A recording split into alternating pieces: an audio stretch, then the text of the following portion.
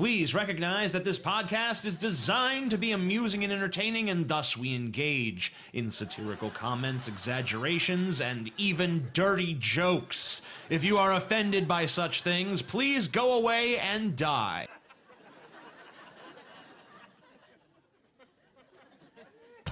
Yeah, I mean, Scotty was delicious, but ultimately the shit that I had to take to rebirth him into the world wasn't worth the flavor. So that's the last time. No. The last time I'll eat Scotty, I think. Well, thank you, Paul. I appreciate that. Yeah, maybe eat someone smaller next time. Yeah.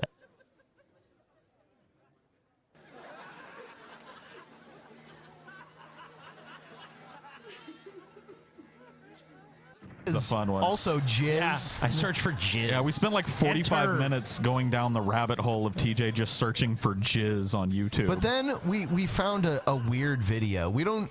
How did you find it again?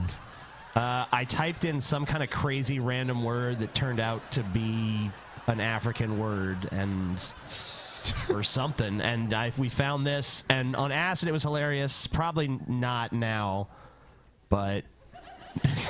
do you want to see it? Yeah, we should see it. Let's take a look. This is the most hilarious thing in the world. I mean, we died. We laughed so hard at this. And then I watched it today. I'm like, what was so funny? Yeah. All right, here it is. Show it to him. In town, and now I need to cancer. Stoneboy, can you please hold on the microphone for me? Just hold on. Stoneboy, please hold the microphone for me. This video is called something Stoneboy, right? Like, and it's I think it was Lewin that I looked up. Lewin, yeah, Lewin. It's Liwin. I think I looked that up. The dude in the yellow shirt was what got me. He's smiling so big. Yeah, like if you play it a little more and just watch that guy, he's an infinite source of entertainment. Watch the dude in the yellow shirt. Yeah.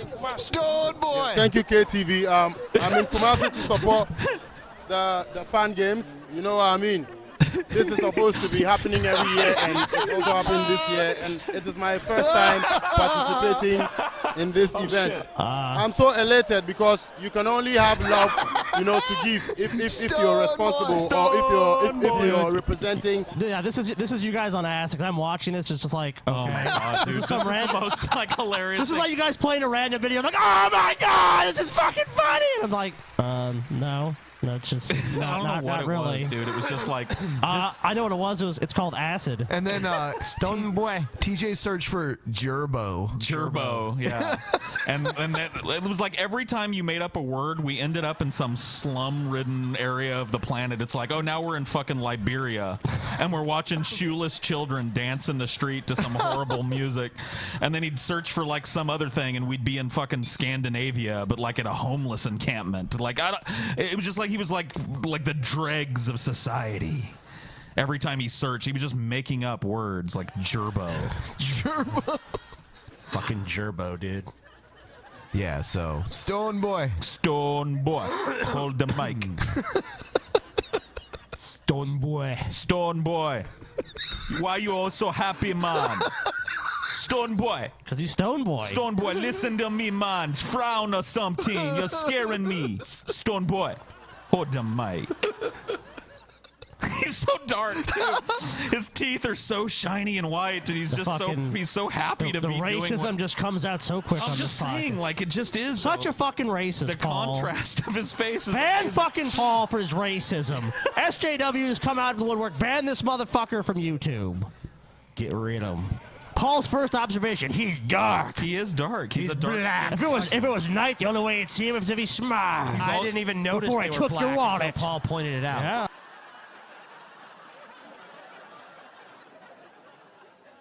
My wife is in almost every single one of my videos, and I don't appreciate people sitting there contemplating what I do sexually in my real life. So wait a minute. Now Brett controls what we contemplate. Contemplate this on the tree of wood. So if you have ever contemplating me and Dorn. If you have ever contemplated what Brett's big, yellow, saggy, sore-covered, sallow ass looks like, it's grinding on top of Dorn as she boredly smokes a cigarette as he just hunches away. If you've ever contemplated that, you need to stop, because you did not get Brett's opinion to contemplate what he does sexually with the wife that he puts out there publicly in every one of his videos. No, Paul. His expressed written permission.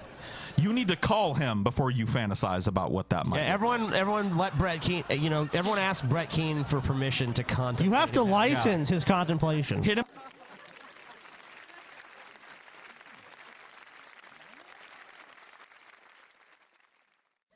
So I stroll into the bathroom, I take my pants down, I sit down on the toilet to start shitting, and I look at myself and nothing happens.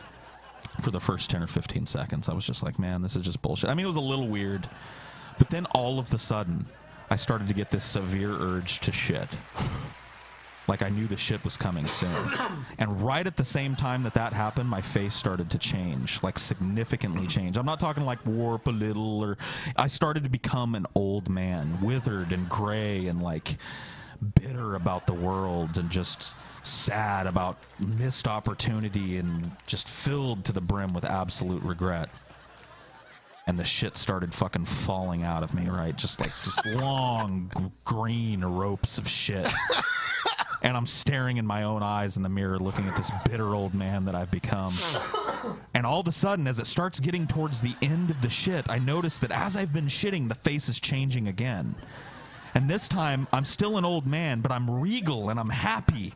My beard is not salt and pepper gray and scraggly. It's white, and my eyes are still filled with this kind of intelligence and hope. And just a very, like, I talked to TJ about it, and it was almost king-like, because you said you've had a similar experience in this bathroom. And Paul, very similar. Yeah. What happened when you exited the bathroom? Shut up. I'm getting there, you fucking cunt. So as I'm shitting, I'm watching this old bitter man become this regal king. And it's me. It's my eyes that I'm looking into. And I swear it was as clear as day. And then I finished shitting, and my face turned to normal. And I wiped my ass, and I knew I was done. So I left.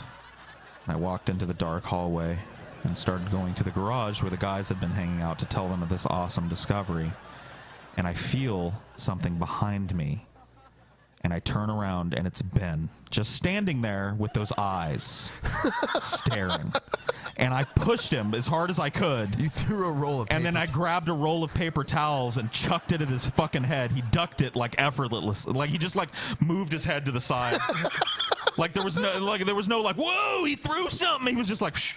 And it just whizzed by his fucking shoulder, and I ran into the fucking garage. You know, I was wondering why there's a roll of paper towels on the ground. I'm like, what the fuck? When I woke up, I was like, that's why I looked for the only soft thing I could find. I followed him all the way down the hallway. I was probably like 2 feet away from him the whole time. It was insane. And then, like, when he grabbed the doorknob, I grabbed him by the shoulder. He turned around, he went. It was the most frightening fucking thing, because I'd just seen my own life. I'd seen my choices in life laid out before me. Like, Paul, you could be this or this. Like, that's what I took away from that, you know. And I'm all excited and I'm scared as fuck because I'm just seeing shit. And then fucking there's Ben with his hand on my shoulder, just out of the darkness. It was terrifying. And of course, you got to take into account too that these guys have been filling my head with casual violence all night, whispering. Like Ben would whisper shit. He'd be like, "Paul, I know what you're thinking. I know what you're thinking right now." And I'd be like, "What, Ben?" And he'd be like, "What, Paul? I didn't say anything." And sometimes I believed him. Now I don't. The one thing that he did too, the Nostradamus moment of the night. Was like Ben just out of nowhere, once again, this is my trip, right? So I'm standing out in the garage, all cold and shit. TJ's smoking a cigarette, and Ben goes, "I know your worst fears, Paul." And I'm like, "Shut the fuck up, Ben. You don't know my worst fear. You may think you've got me nailed, Ben, but you don't have me nailed. You don't know my worst fear." And he's like, "I do know them. I know all of them. I know the worst of the worst too, though." And I was like, "Fine, tell everybody what the worst fear is, then, Ben." He's like, "I don't want to do that, Paul. You know I know. Don't make me do that." I was like, "Fucking do it. Just do it." And he just didn't skip a beat, and he looked right at me, and he said, "Being worthless." And I just screamed and fucking ran out of the room, because that really is my darkest fear, is that I'll end up some old fucking thing that nobody, like I'm a burden. Like I don't add to people's lives anymore, I subtract. That is my darkest fear. and he just told it to me dispassionately, coldly, like because the cold. he is. I'm because sorry, he is the cold. The cold. So now, under normal circumstances, that would just be a funny bit. But on acid, that's fucked up. That's a fucked up trip to lay on somebody. And then you take me downstairs and show me casual violence. Hey, Paul. Yes. Your feet are damaged. Oh. Yeah, Paul, you just got to expand your mind, dude. Ben was helping you expand your mind. Piece of shit.